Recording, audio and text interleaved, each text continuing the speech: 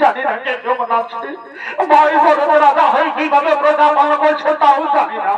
দে ভাই লক্ষণ সত্যার বাণী, দে ভাই লক্ষণ সত্যার বাণী, আমি মোর থেকে অযোধ্যার উদ্দেশ্যে তর্পণ করি। এই নাও দাদা শিব সত্যার বাণী। হে অযোধ্যার বাণী, আমি দূর থেকে তোমাকে প্রণাম করছি। ভাই ভরত রাজা হয়ে গেলে ঠিকভাবে প্রজা পালন করতে পারে। হে অযোধ্যাবাসী, আমি রঘু বংশের মান মর্যাদা কিছুই রাখতে পারলাম না। এই পঞ্চবটি বনবাসে প্রাণের যে প্রিয় অল্পাঙ্গিনী সীতাকে হারিয়ে ফেলেছি। ওরে ভাই লক্ষণ, ওরে ভাই লক্ষণ, আমি সীতা ছাড়া থাকতে পারবো না ভাই। যেখান থেকে পারিস আমার সীতাকে এনে ভাই, আমার সীতাকে।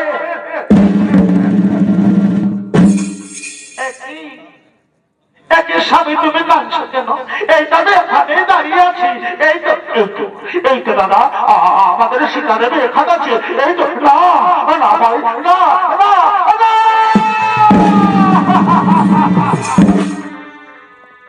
তুমি কি করলে স্বামী? এই তুমি কি করলো স্বামী? স্বামী হয়ে স্ত্রীকে প্রণাম করলে এ কি তোমার মধ্যে ভ্রম হলো? এই তুমি কি করলে স্বামী? কেন কেন মাতা আমার সাথে প্রবঞ্চনা করছো? আমি তোমায় চিনতে পেরেছি মা, আমি তোমায় চিনতে পেরেছি। তুমি আর কেউ নও, তুমি হলে জগৎ জননী তিলক তারিণী দেবী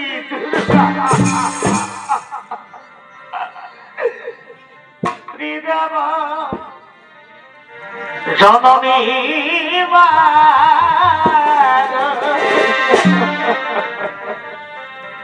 ব্রহ্মাণ্ড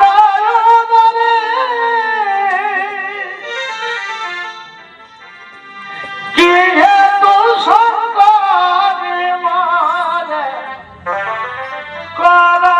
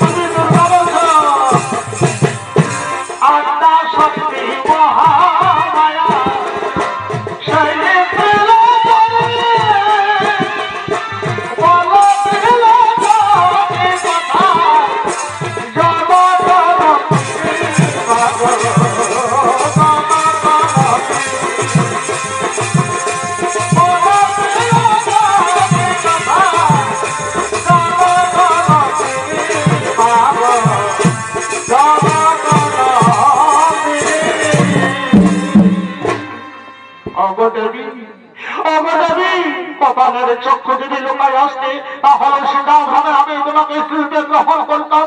তুমি সীতা নও দেবী, তুমি তুমি হলে শক্তি এবং মায়া দেবী দুর্গা। শোনো দেবী আমার বচন, রমণীর সাথে আমার না হবে মিলন। তারপর যুগে দেবাদিদেব মহাদেবের অংশে জন্ম নিবে ব্রাহ্মণদেব এবং তোমার অংশে ব্রাহ্মণদেব স্ত্রীর রূপে জন্ম নিবে তুমি, নাম হবে তোমার বড়াই। বৃন্দাবনে গোপিনীদের সাথে আমি করিব রমণ, সেই সময় বড়াই করি নামে করবে প্রেমের সাধন। শক্তির বদলে আমার হয়ে গুরুজন, সে কারণে তোমার সাথে আমার না হবে মিলন। রাখালিয়া দেশের রমণ করিবে শ্রীনিবাস, তাহাতে দেখিবে তোমার মনোহীনা। এই ব্রজভূমে সকলেই করিবে তোমাকে মহামান্য, সেকালে তো হবে তোমার মনোবাঞ্ছা পূর্ণ। তুমি ফিরে যাও দেবী কৈলাসে, তোমার বর্তমান মহাদেব চন্দ্রকোনায়তে আছে তোমার সার পড়ছে।